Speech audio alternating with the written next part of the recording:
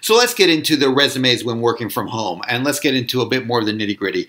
Now, when you're being hired as an employee, and I mean here as a full-time employee, corporate, as an in-house person working within an office, then you are trying to get hired for a full-time job. This means you need to be a good fit for the company, also for the company culture. They're looking for someone who is not only a good worker, but is a good colleague and potentially a good boss one day.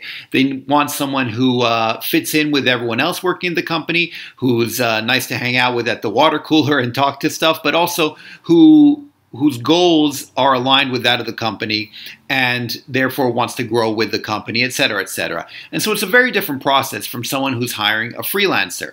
If you're hiring a freelancer, then you're basically looking for someone who can handle the job at hand, and that's it. So it's a lot more targeted, a lot more focused. Now, as a freelancer yourself, this also means that you can't just update your resume, look for a job, and then that's it, forget about it. But presumably, you'll be looking for gigs over and over again. You'll be looking for different gigs, different clients, new clients who can pay more, who can give you a better deal. This means you constantly need to have your resume at hand and it needs to be updated. There are a couple things your resume should highlight as a freelancer, and we'll go through this a bit more in detail, but for now I just want to specify trust, expertise, and computer skills.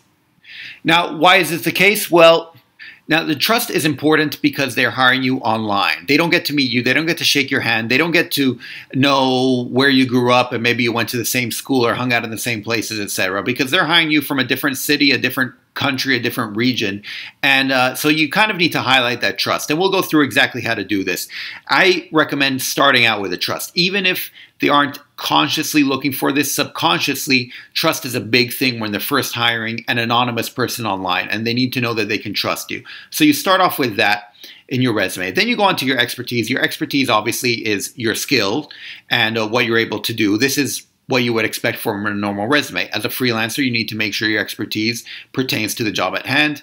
And then you end with computer skills. This is something else that's subconscious. Usually they won't ask for computer skills, but very often if you're being hired for something else, like say a translator, writer, or anything else, they won't highlight computer skills, but you should show that you have computer skills nonetheless. Why is this? Well, because they're hiring you online. They're going to be sending you files online. You're going to be sending files back, and they're going to be paying you presumably online. You might have to coordinate with them and maybe work real time with them while you're online. And so all of this means that some preliminary computer skills are needed. So if you can list whatever computer skills you have, it's always helpful. So let's go into detail a bit more. But first of all, let's highlight a couple of other things that you should keep in mind. First of all, don't worry about gaps. What do I mean by this? I mean gaps in your resume. A lot of people are worried because they might have gaps in their resume if they took some time off, maybe if they were sick or if they took maternity leave or if they were hiking in the Himalayas or something along those lines. And if you're trying to get hired for a 9-to-5 job, this is an important point. But if you are working as a freelancer, you don't need to worry about this all that much. And the reason is because they don't care about it that much. They're hiring someone to handle the job at hand. And if you can handle the job at hand, then that's the important thing.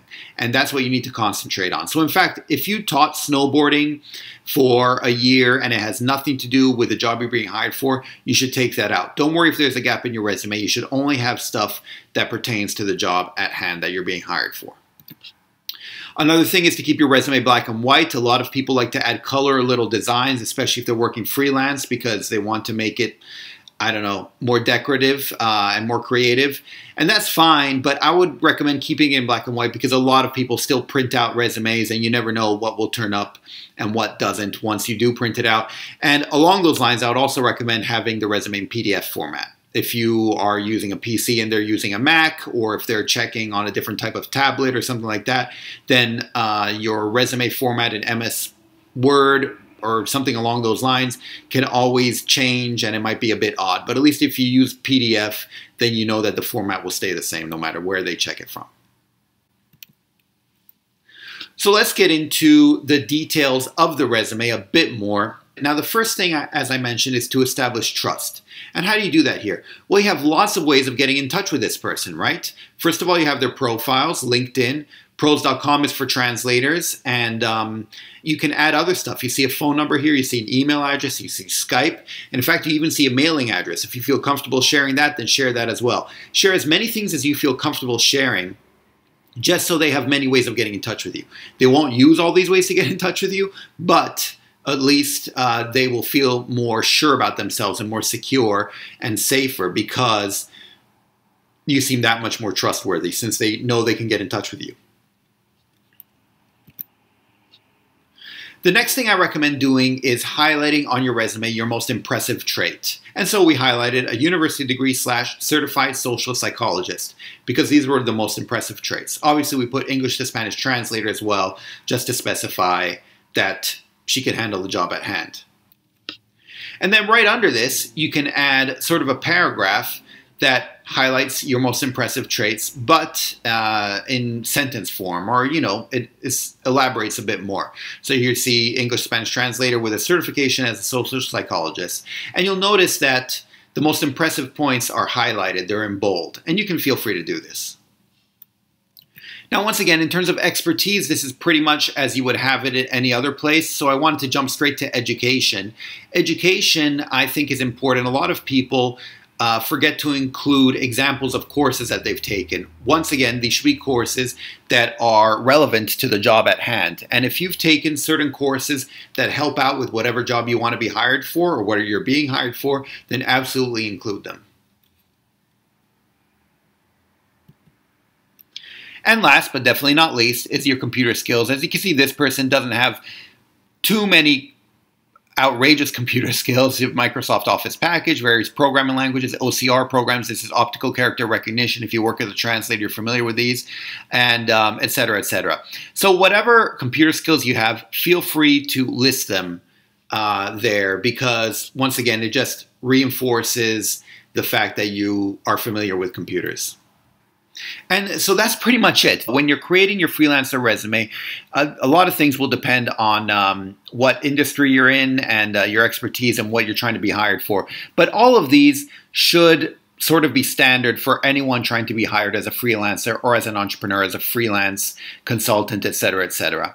And to going back to this sandwich, well, the sandwich is actually a pretty weak metaphor that I like to use when explaining all of this, in that the top piece of bread, the top bun should be trust, the meat of your resume should be your expertise, and then the bottom part should be IT skills, computer skills. And so you should see your resume as this sandwich, starting with the trust and then with the IT skills and all of your expertise in the middle. And that's pretty much it. Hopefully this can help you out when setting up your resume as a freelancer, as an entrepreneur, as someone who's working online, working from home, and it can maximize the chances of your getting a job. If you found this useful, don't forget to subscribe, don't forget to click like, and remember, you will find more videos pertaining to freelancing, to translation, and to entrepreneurship in general on this channel.